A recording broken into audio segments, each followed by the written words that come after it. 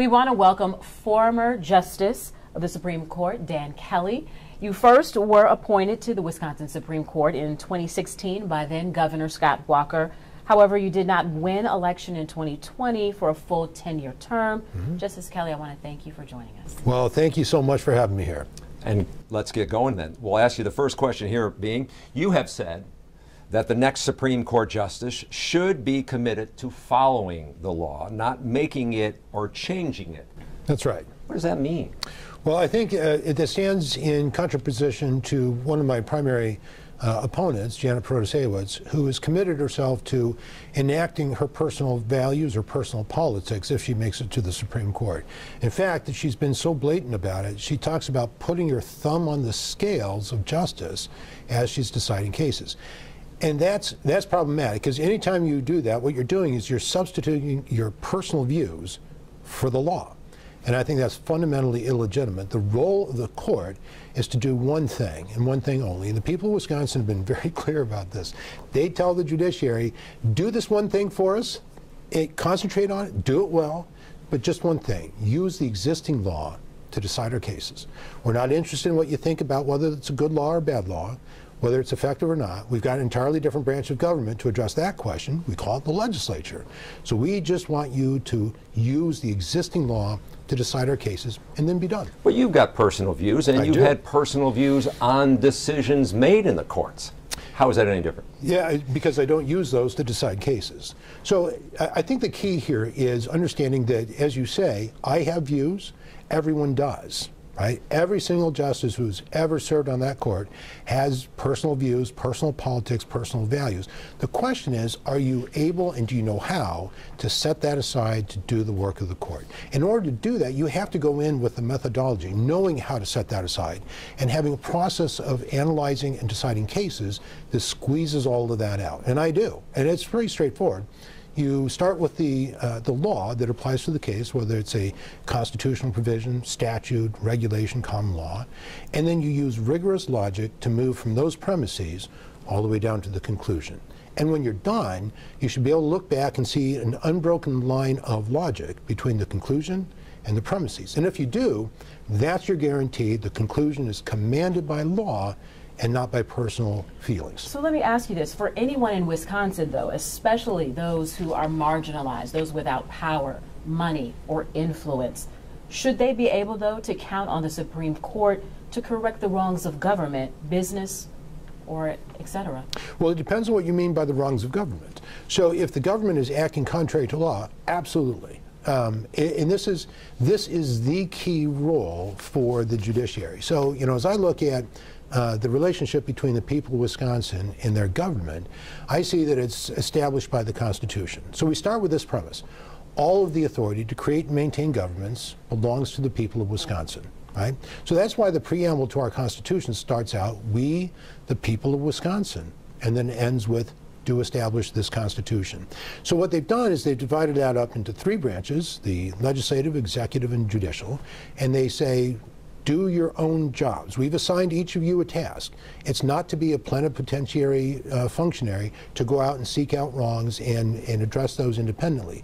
We want you to do separate jobs. So, so when a government official is acting contrary to law, absolutely. The person who is wronged by that should be able to come into court confident that the judge is going to look at that case and say, I see what the law says here. Government agent acted inappropriately in that circumstance, and we'll hold them to account. All right, so let's go back to 1849. Yeah. There was a law made that specifically spelled out about abortions in the state of Wisconsin. So, as you know, it's likely to be challenged again. If lawmakers vote to change the law to give women more abortion options or fewer restrictions, and it's challenged in the Supreme Court, how would you approach that? Knowing that lawmakers have passed it and a governor has signed it. Yeah. So I would approach that the same way I approach every single other issue that has ever come before the Supreme Court. And I'll approach it the same way every other issue will ever come before the Supreme Court in the future. I will apply the law as it's written to the extent it's consistent with the Constitution, and then I'm done. But is it, that is something that has, if lawmakers say abortion should be this way, yes. you sometimes say, let's lean on legislators. Those are the ones who make the laws. And if those lawmakers want that to be the law, and especially when you go back to 1849, I mean, this is a law that was written before women had a right to vote. They weren't even considered in the conversation. Right. Does that make it unfair? Does it make it unconstitutional or unfair? Okay, good question. Unconstitutional. Well, it doesn't make it unconstitutional because it was passed according to the terms of the Constitution. Right, but as Charles brings up, if they amend the law to Yes. now have inclusions for women to have options, how would you then rule if you were justice? According to the law. I mean, so this is... I know it's tricky. Yeah, so it sounds deceptively simple, but only because it is. The court's role is not complicated. It only becomes complicated when the jurists start considering their personal views, their personal values, and the way they personally want cases to come out. And my standard, in my position, has always been the same. Be faithful to the law as it's written, right? And the only time that that law goes down is when it conflicts with a provision of the Constitution. Otherwise, the legislature writes it, the governor signs it, the court applies it. Okay, so the position of a justice is nonpartisan. Correct. But it's very clear with the cultural wars that we are faced with today that candidates have had to pick a side in order to attract voters. So how would you describe your view of the law? Would you say you're moderate or you're strongly conservative? I'm a constitutionalist. So let me query the premises of the question. Okay. So it is nonpartisan. It is also non-political. So those are two different things, right? So you can be nonpartisan but still political, in a different branch. So school boards are nonpartisan, but they are political because they deal with prudential decisions. They deal with political questions. The court is simply non-political. So politics has absolutely no role, or it's not supposed to have any role, in the decision-making process of the court. And so, so what I would say, with respect to my view of the law, is that the courts should follow it. It sounds simple. Yes. But yet, if you look, as I have looked, at how society and how the Supreme Courts have ruled in the past few months, whether we talk about the highest court to the Wisconsin State Supreme Court, it has definitely become political. How do you take that element out, especially how do you tell that to voters? Yeah, so so that goes back to the methodology I described, right? So that's what I use to squeeze out personal politics. How I explain that to voters is I invite them to read the opinions that I've written. So I understood when I was functioning as a justice of the court that I was not using personal power. I was using borrowed authority from the people of Wisconsin, right? It all belongs to them. And so I understood them to be my bosses. And so every time I wrote an opinion, I understood myself to be writing a report to my bosses about what I've done with the authority that they've loaned to me. And so I write my opinions in a way that's accessible to anyone. You don't need to have a legal background. You can pick it up and you can understand exactly how we came to our conclusion. And I walk them through the process all the way from the premises to the conclusion. And that's how I reflect to them what's been done with their loaned authority. And that's my report to them on how I've been faithful to them and to their Constitution. So, Justice Kelly, let's talk about a really big political issue, one that you've dealt with as a lawyer and may have to deal with as a justice. And I'm talking about redistricting. Yeah. You have said it is the quintessential political activity, the conduct which belongs to the political branches of government. But my question to you is there no oversight by the Supreme Court to ensure redistricting is fair and not partisan? Well, it depends on what you mean by fair. I think people want to know how you will see it as well, fair.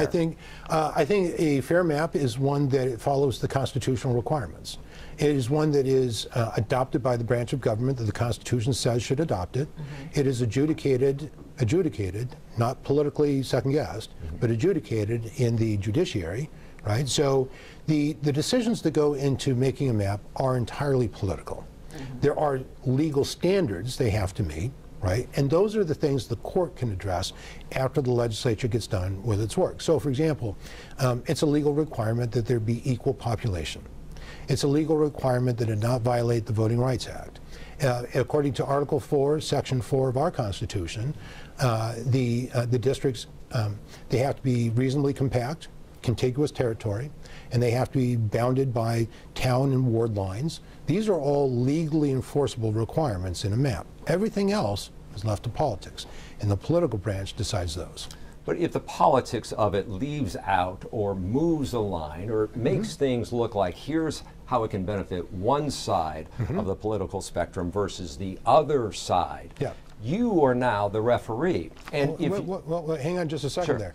What made me the referee of that decision? Because it's no, not that one. That's where they're coming to you to now say, hey, what should we do? This doesn't look fair to those premises set up by previous laws or how the legislators looked at it. And so my oversimplification of it would be, I know you're a Packers fan. If the Packers were in the Super Bowl this weekend and they're playing the Kansas City Chiefs, but if you knew the head ref was a big fan of the Chiefs, wouldn't you be concerned about the Packers getting a fair treatment?